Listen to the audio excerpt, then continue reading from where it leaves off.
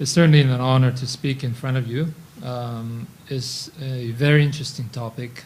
Hong Kong is forever changing, and you can say the same in China. And yet, in this time of age, we know that there's not. We shouldn't look at these changes only from an economic perspective, and I think this is what this panel is about. When I was given the assignment to look at the relationship between Hong Kong and China, I went to Baidu, the equivalent of Google in China, and typed up Hong Kong-China relations. And I found 5 most commonly asked questions by mainlanders on this topic. 1, does the wealth generated in Hong Kong belong to China? A good question. The economists probably have answered that in the first panel. 2, Hong Kong people are unconscionable. As the return of sovereignty was approaching in 1997, these people wanted to immigrate to Canada at all costs. You know, the people in mainland were asking what's going on with Hong Kong. And why does Hong Kong teach its students in traditional Chinese? After all, it has already been returned to China, and China is using simplified version. Why can that be allowed? Then the 4th question, why do Hong Kong people speak in English at these formal gatherings, right? Isn't that what we're doing right now? And when they speak in Chinese, they speak like foreigners. Yeah, I must admit that. And the last question, all of these questions reflect that Hong Kong does not respect China. You know, why do we still treat them like a treasure? All of these are very good questions. I think it partly represents the perception of Hong Kong from mainlanders' view. And then I look at the Hong Kong people's perception of China. I don't know how many of you have heard of this video clip on YouTube called The Locust World. I recently just went on looking it up yesterday, and I found that it has already 400,000 hits. It was, I think, made by a university student. And what it talked about was that it basically uses locust as a symbol for people from mainland. It does not necessarily only point to new immigrants. It's talking about how people from mainland are occupying Hong Kong, taking over, nibbling away all that we have. It talks about what Richard Wong just talked about, these Chinese pregnant women coming into Hong Kong having their babies born. In fact, he was right. Close to half of the births given in Hong Kong are by mainland women these days. And that's phenomenal. And I think he also mentioned that the marriages registered in Hong Kong are now over half of them being cross-border marriages. So you can see that there's a lot of things happening between the borders. And it also talks about phony products. Products like milk powder, I guess whatever you can think of, they can make phony stuff out of whatever materials. And unfortunately, some of these materials are harmful to human being, and you see a lot of disasters and scams that came out of these events. It talked about people from mainland not behaving very civil in a civilized manner, like jumping lines, Smoking in Disneyland. Imagine that. Well, there could be worse things too. Snapping up milk powder and luxurious goods. Professor Chen just saw them lining up in front of Louis Vuitton and Gucci, just next door downstairs. All these are very vivid images of mainlanders in Hong Kong. And then we have an ingenious financial secretary who thought up a way to please the public by handing out $6,000 to all Hong Kong permanent residents.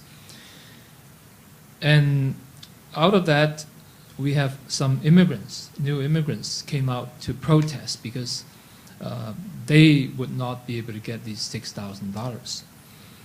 And in response, we have a tremendous outpour of people saying that new immigrants shouldn't be allowed to receive these handouts.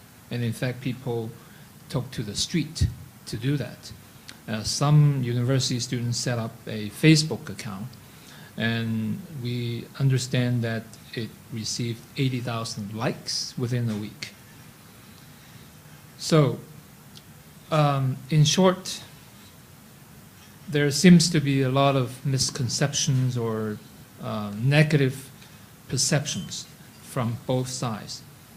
Some of these may not affect us so dearly, but there's this other issue, the housing price in Hong Kong, that really affects everyone here. We understand that the up to about 25% of the real market, real estate market capital is from mainland nowadays, and it seems to be on the rise each day. And this has contributed to the rising housing prices. And for university graduates these days from Hong Kong, we do not expect them to be able to buy their own home within the next 10 years after graduation, because these prices have already skyrocketed to a level where ordinary people simply cannot afford. So you have a lot of things happening between the borders, and these things are actually affecting not only perceptions but daily lives. People who are not able to afford their basic living, housing, medical care, and they really generate a lot of negative feelings and grievances about these things. If you look at the recent social movements, one major outcry was the July 1st, 2003 demonstration. We had 500,000 people came out. But after that, the next one, that was generated because of the Article 23. The next highlight of recent social movement would be the high-speed rail. When that went through LegCo, I believe we had several days of protests, and I think more than 100,000 people came out. And the difference between the high-speed rail demonstration and the July 1st demonstration in 2003 was that in this high-speed rail demonstration, it involved primarily young people, students, people who we now term the post-80s or even the post-90s, which refer to people who were born in the 80s and the 90s. They were very active in these social movements. And before that, we had the Queen's Pier and the campaign to save the Star Ferry's tower. All that speak to the search of identity. Young people searching for their own identity in Hong Kong. It points to a resistance to forces coming from the north.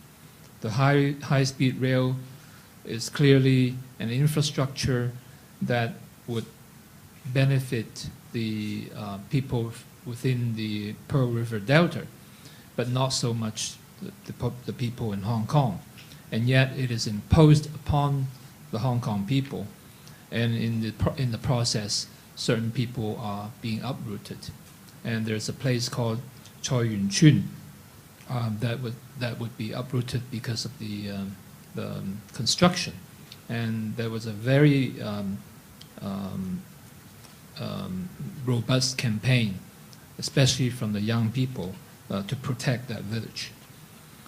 And as recent as just a few days ago, our chief executive was making comment about this lawsuit, the judicial review, that was able to stop the Hong Kong-Zhuhai-Macau bridge from further construction.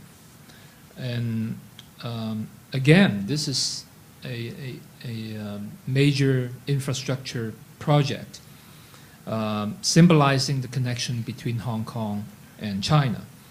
And yet we see the sentiment in Hong Kong being that this is probably another thing that is imposed upon us, that we may not see the end results benefiting Hong Kong people. In conclusion, I think Hong Kong and China certainly, no doubt, are affecting each other in many different ways. The ideas in Hong Kong, the press freedom, the liberty, the yearning or pursuit of democracy would affect China in many different ways, although there might be firewars out there, but people find their way to go over them. On the other side, we are affected by China, not just politically, not just on the political reform, but in all other aspects. And in this process, after all, we've been returned to China for 14 years now. We're a teenager. We're looking for our own identity. We have a lot to preserve in Hong Kong. A lot of these have to do with rule of law. It has to do with our ability to maintain independent thinking, freedom of speech, the credibility, the trustworthiness, the social capital of Hong Kong. And that we understand that there's a need to integrate, but the integration has to be done with mutual respect. And the recent social movement indicates that people in Hong Kong, especially our youngsters, are saying that we are not just an economic city. We are about to be a society where people yearn for quality of living, and that we're not only here to make money, to make profits for international corporations, to raise funds for IPO companies, to raise capital for Chinese companies. Hong Kong people are looking for our own identity. And if these forces and changes are imposed upon us in a way that will deter us from being a diverse, multicultural, and quality type of city, there's going to be more resistance, and this integration in the future is probably going to be more painful. So it is not that the one country that counts, it is the two systems that will keep Hong Kong alive. Thank you.